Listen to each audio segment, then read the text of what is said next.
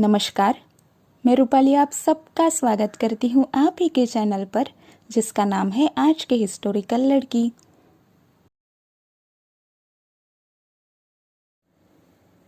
परमार्थ।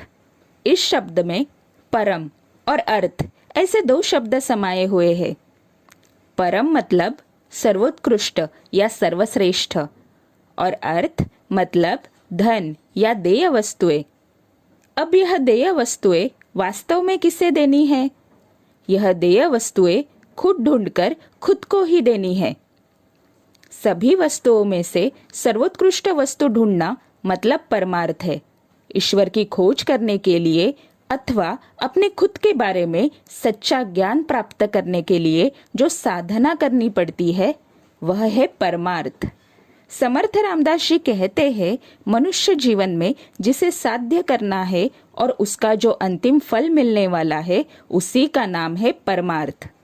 परमार्थ में ही मनुष्य जीवन की सार्थकता है, क्योंकि वहीं पे संतुष्टि है। और समर्थ रामदास स्वामी इस ग्रंथ द्वारा आपको यह बताने की कोशिश कर रहे हैं कि भक्ति से ही आप आसानी से परमार्थ प्राप्त कर सकते हैं। अब हम मोक्ष इस विषय को समझने जा रहे हैं, लेकिन अगर अभी तक आपने इस चैनल को सब्सक्राइब नहीं किया होगा तो जल्दी से इस चैनल को सब्सक्राइब कीजिए, वीडियो दूसरों को शेयर कीजिए और आगे के सारे वीडियो ऐसे ही देखते रहिए। जीवन में आने वाले सुख और दुख के क्षणों में साक्षी भाव रखने में सक्षम होने के बाद, मतलब सुख मिल जाए तो भी मन में ज्यादा खुशी या अहंकार की भावना ना लाते हुए पैर जमीन पर, और दुख में शांत, अटूट, अविचल, इस तरह से सुख दुख की परिस्थिति में मन को स्थिर रखने के बाद मनुष्य मोक्ष के मार्ग पर चलने लगता है। अज्ञान के कारण ही आत्मा बार बार जन्म लेती है।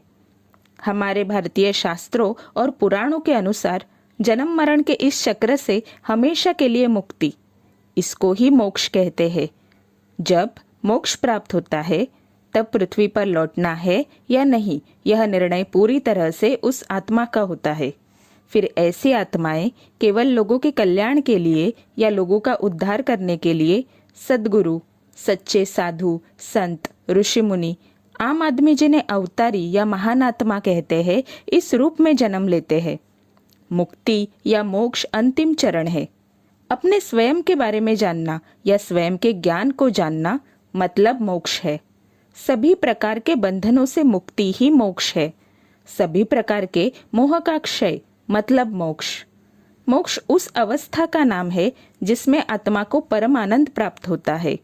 उन्हें आत्मज्ञान होता है, मतलब मनुष्य ईश्वर तुल्य अवस्था को प्राप्त होता है।